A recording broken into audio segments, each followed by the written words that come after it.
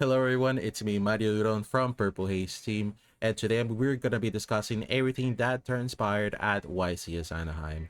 We're going to be talking about topping lists, which was the meta, and how crossover breakers overall affected how people build their decks for this event. So let's go ahead and get started.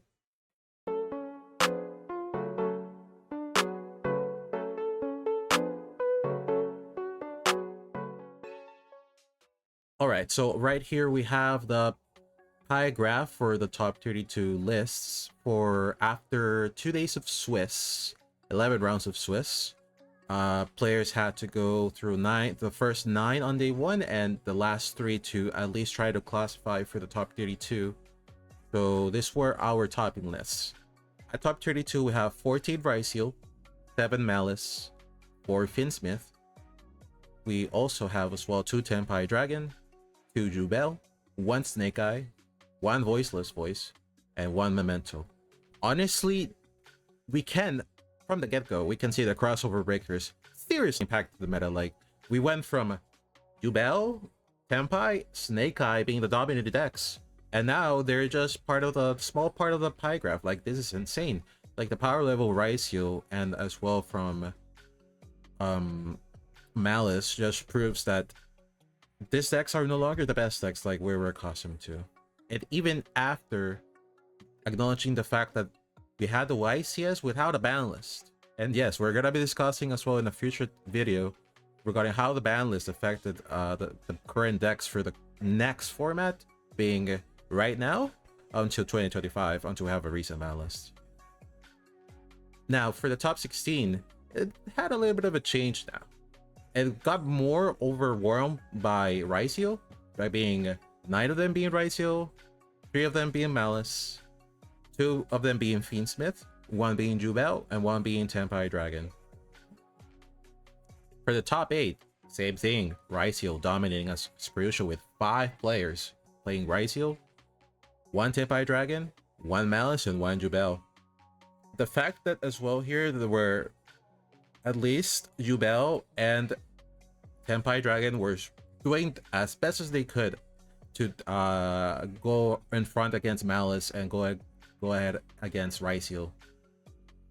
Lastly, for the top 4 was pure Ryzeal and the singular Tenpai Dragon, and that singular Tenpai Dragon was the one that was able to go to the finals. But however, at the end of the day, the winner overall was Ryzeal.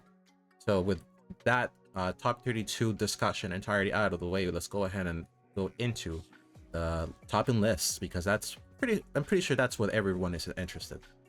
All right, so now we're gonna begin with the top 32 discussion here. We're gonna go from all the way from top 32 to the winner of the event. But of course, we're not gonna talk with every single list from all the top 32 players. We're gonna be discussing just a few that our caught our eye that we'd like to disclose with you all for this meta-analysis for the YCS. So let's go ahead and begin. Firstly with Raphael's list, which he used his Kashtira Fiendsmith deck, or if you could say vice versa, it was a Fiendsmith deck with a Kashtira engine, which I do believe it's the appropriate way to say this, because we have more presence of the Fiendsmith archetype on the deck, and we just have 3 copies of Fenrir and Unicorn with the Ryzeal and the singular copy of Birth, which honestly is a really good synergy. The Kashtira cards just providing pressure by their own, and also they're easily recursable due to Birth, and as well they're pretty much just used for link plays, like a single copy of Unicorn and with Fenrir on field, like it's full Fiendsmith combo, because Unicorn search Birth, then normal summon Fenrir, Fenrir search either itself or another copy of Unicorn for follow-up, and then you can use both Kashtiras for Mode of the Close Heaven into your Fiendsmith Requiem. So that's really nice. And also the fact that the amount of non-engine here is pretty wild, like Triple Ash, Valor, Ghost Ogre, Nibiru, Droplet, Dominus Purge, Infinite Impermanence. It's pretty much good ways to not let your opponent play Yu-Gi-Oh!, which is pretty much what this deck achieves. On the side deck too, I really love the use of Mischief of the Gnomes and Solemn Strike. Mischief of the Gnomes is something that is not really credited on Yu-Gi-Oh! Players' minds right now for this upcoming format. But honestly, I do think it's a bit better than D-Barrier, because I do understand that D-Barrier completely locks the entire monster mechanic and negate their effects.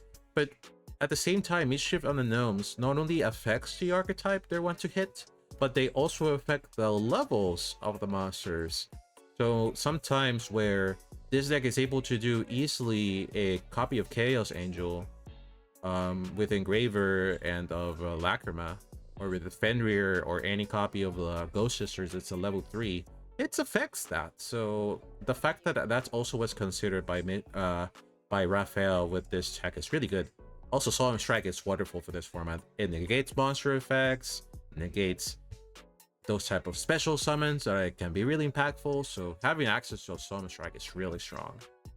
So nothing else to really talk about. Once again, congratulations for Raphael for making this performance with his deck here. Next list we'd like to discuss today, it comes from Jackson with their Maliss Kashtira list. So this is just your standard Maliss list. The main difference that they're only playing one of the Chessy Cat, not triple copies of it, because they rather have more copies of the No Engine on the deck with Kashtira, Unicorning, and Fenrir. Once again, just having those extra bodies by the Kashtira engine just provides more bodies to make a full Maliss combo more easy. And also, Dimension Shifter is probably the best hand trap of this format right now, even though it doesn't really affect Ryzeal that much. Just the fact that you can just activate Shifter and all your Maliss cards when they're sent for a Link Blaze easily, in fact, it's pretty amazing.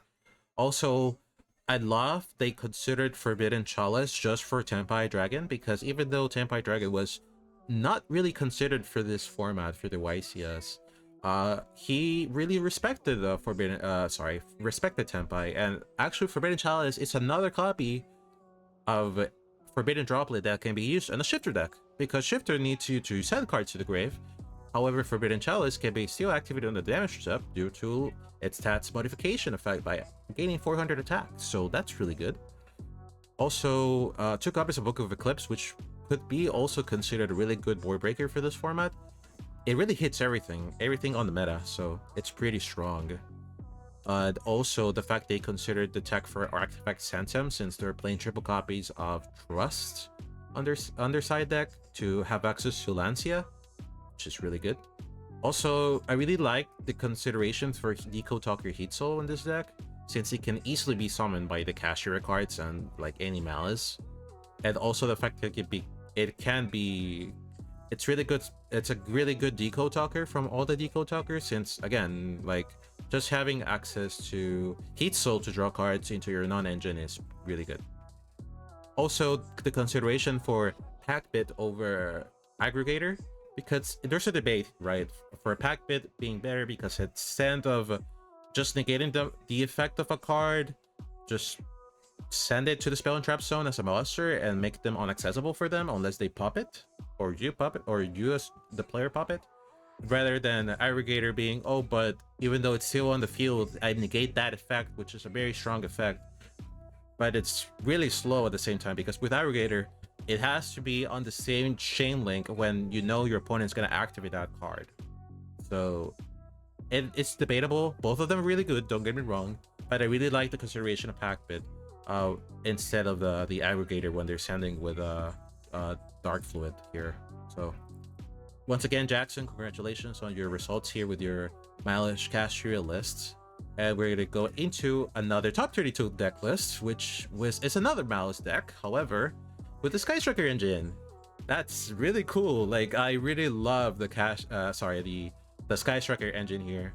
The fact that you can easily just draw a bunch of cards since you're playing power spells like Allure of Darkness, Book of Eclipse, having access as well to Terraforming to search Maliss and Underground, the Triple T, which is really strong as well, and also having access to Gore Sarcophagus, which is pretty much another copy of the Maliss cards because you can easily banish them to activate their effects.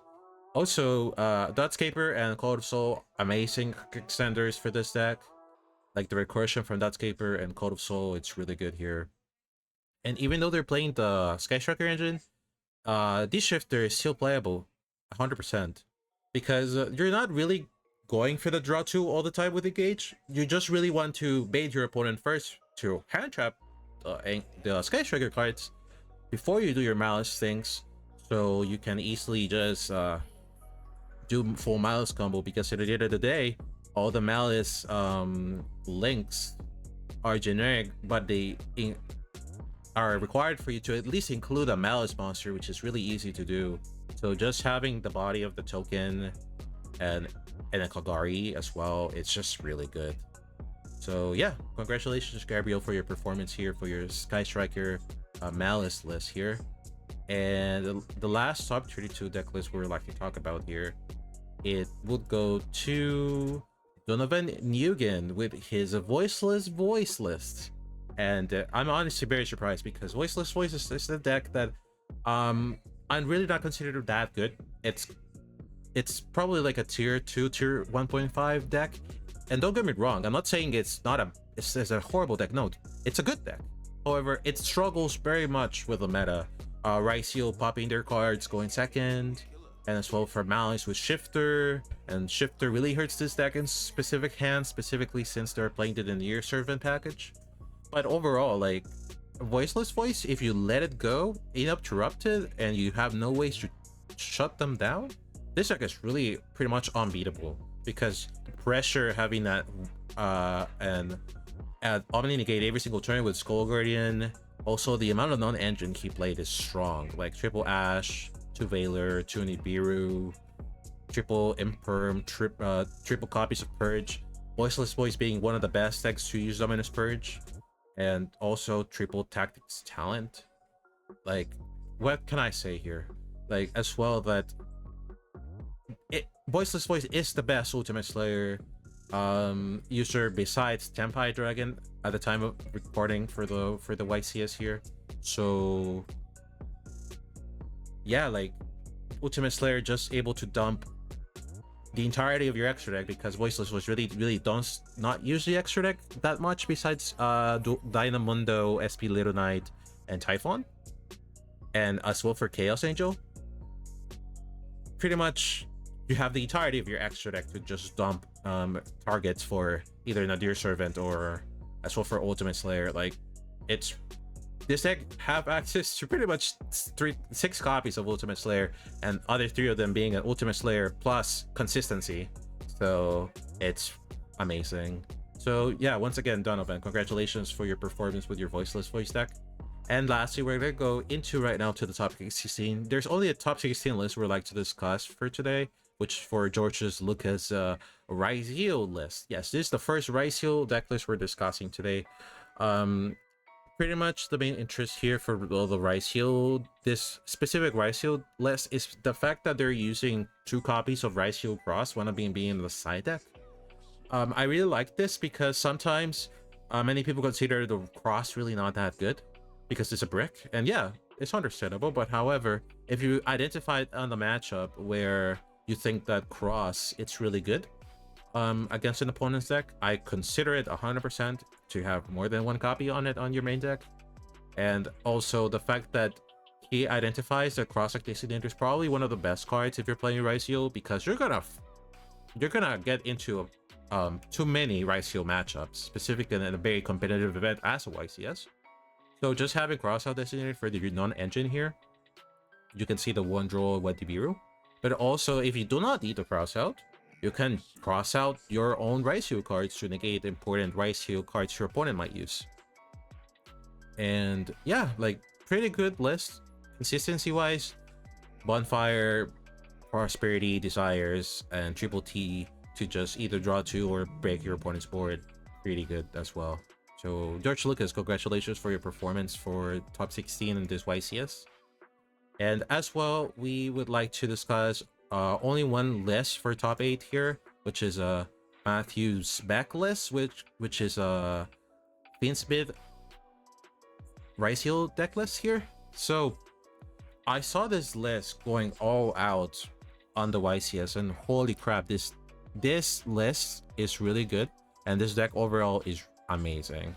The Fiendsmith engine provides good recursion for the Ryzeal, because you can either start if you do not drew your Fiendsmith engine, you can easily just make 2 bodies do Exoton Knight, and it's a Light Fiend, so it's an entire Fiendsmith combo. And if you have access to consistency as well, with Ice Ryzeal as well, and the sword, it's easily, you can make a pretty huge Anthem day before doing your full Ryzeal combo, and also the capability to play too much non-engine, like you can able to see here, and still have accessibility for crossout. Since this is indeed a 44 card deck list here, it's not a 40, since we have seen for the couple list so far. It's pretty amazing. And also, he considered too the Triple Tactics Trust with Artifact Centum to have more access to Lancia as soon as possible to stop those banished decks. So yeah, once again, Matthew Beck did a really good performance. We were able to see his games on the feature matches for the YCS, so he was able to do a really good performance. So once again, congratulations, Matthew, for your good use of your Fiendsmith Ryzeal deck here. Now a shout out to our sponsors, the first one being Graad, the best grading company in Europe based in PIANETA-HOBBY in Milan. The second one is CARDTRADER, the online marketplace platform where you'll find the cards you need at market price in one shipment only. Create your account using the link right here. The third one, Game to Collect, is one of the top Italian sellers on the market, specializing in high-rarity American cards, code format, and misprints. They also collect your cards up to 85% of their value. Next one is Magician Circle, a local store in Trieste specialized in sealed and custom products. They also host events for all TCGs. Then shout out to GameLover, your favorite place based in Crema, where you can eat, play card games, table games, and also video games. Next we got Aliandi, your go-to place in San Giovanni Lupatoto, where you can find mangas, comics, board games, singles, and tournaments for all TCGs. Then a shout out to Planet Fun, the best place to go in Rovato for weekly tournaments for all TCGs. Last local store we have is Gamerland, based in Abbiate Grasso, Lombardy's best shop to buy singles, sealed, and play weekly tournaments. Then we have CHAPA'S Playmats. They produce amazing custom playmat that may have your own image on them. Last but not least, we have Dragon Ink. They produce our official PA jerseys and cloth mats. All their links are in the description down below, so don't forget to check them out. And right now we're going into the top 4 deck list. We're going to discuss all 4 of them right now. So we're gonna go into Michael Avil's list, which is another Ryzeal list.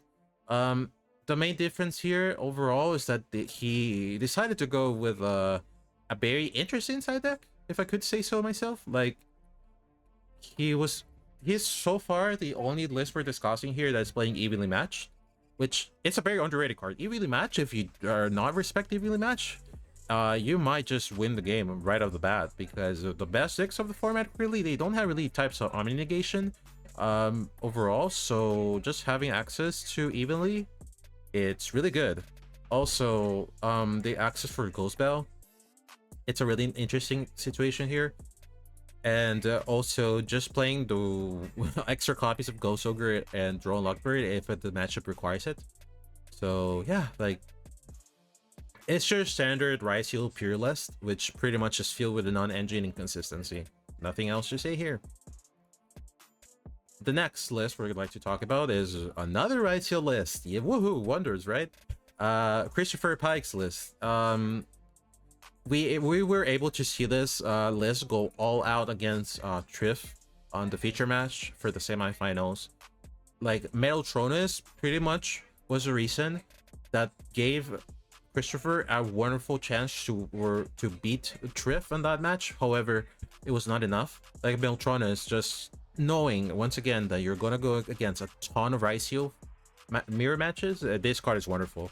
Just getting rid of any Ryzeal that might give them full combo, or just getting rid of Detonator or Dual Drive. It's pretty strong. And the fact that this is a quick play too, like, come on. Like, whoever made this card knew what they were doing in Konami. And yeah, like, again, also, at least Christopher was able to respect back row, because he played Duster and Lightning Storm, which is not common in side decks now. But still, like, this is still really consideration, because you never know, you might get into those back row decks, or sometimes you might know that your opponent might try to floodgate you with these power spells to force them right away rather than wait for you in a specific choke point. So I really respect this choice for playing board breakers rather than more hand traps here. So yeah, congratulations, Christopher. And now we're gonna go into the runner-up for the event, being Nicholas with his Tenpai list. Ignore the hits here on this here. Let me see if I can actually change it. Change this. Let's see here. I don't think I will. Oh, there you go. All right, yeah. So it changed. So this Tenpai list. Oh my god, this is probably the last time we're gonna be able to see Tenpai Dragon being really good on events here, because unfortunately, as you saw before, it has been murdered on the ban list here, unfortunately. Like, oh my gosh, the fact that now Chandra and Sangen Kaimen are now limited, it just proves that Tenpai, even though it was not that much considered for the event, it just shows the powerhouse it was. Is it the amount of non-engine they're able to play, and as well just OTK you right off the bat. It's insane. Also, the use of Ultimate Slayer on the main deck, we saw it on multiple future matches. Nicola just caught many people off guard with this, and holy crap, Ultimate Slayer, again, I can consider one of the best board breakers on the current format. Like, just dumping Aggregator, dumping Garura, dumping any synchro you might not need, dumping a link you might not need. Like, it's insane. So once again, congratulations, Nicholas, for making their second place performance. But the most important deck list we're going to be discussing here is the winner, which was Steven Trivanovsky's Ryzeal Fiendsmith list. And can you believe this? We're the year of 2024, where Jugi tubers are winning they're winning YCS's now. Like, it's insane. Like, we could see the determination on Triff's face that he was going for the win, even though he was going 2-2 on round 5, but he was determined. He said he was gonna win. It doesn't matter, he went 2-2, and behold, he was able to do it. Like, this deck is honestly definition of peak Yu-Gi-Oh! The fact that it's so consistent, and as well on the feature match for the finals on round 3, on game 3, sorry, he didn't even play a single Ryzeal card. He was just playing pure Fiendsmith. Like, only Engraver, Lacrima, Fable Luri, Track, and the extra deck Fiendsmith cards. He never played a Ryzeal card on game 3. And he just played Fiendsmith Control with a small package he had and all of the hand traps possible. Like, it's probably one of the best things we were able to see out of the entire event. And as well, to something to have in mind here, once again, opting for Trust for Sanctum, not playing multiple copies of Lancia, which is understandable because just drawing multiple Lancias can be bricky, and just resolving Lancia once against a matchup like Maliss is game winning at the spot. So yeah, as well, that considering Abyss Dweller, Gaga Cowboy, because, you know, gotta win on time, and just making those decks that require from the graveyard obsolete. And also on the mirror match, just disabling the graveyard with Abyss Dweller is really good. And also he opted for Cross-Activator on the side deck, which is respectable, because sometimes you think that you don't need cross out, but if you do need the cross out, if you identify you're in the mirror match, I would actually consider it too. And just cut out for a hand trap he may not think it's needed on the matchup for the triple copies of cross outs, which is a really good decision there. So yeah, like, that's everything we'd like to discuss for today, guys, for this YCS ANAHEIM 2024.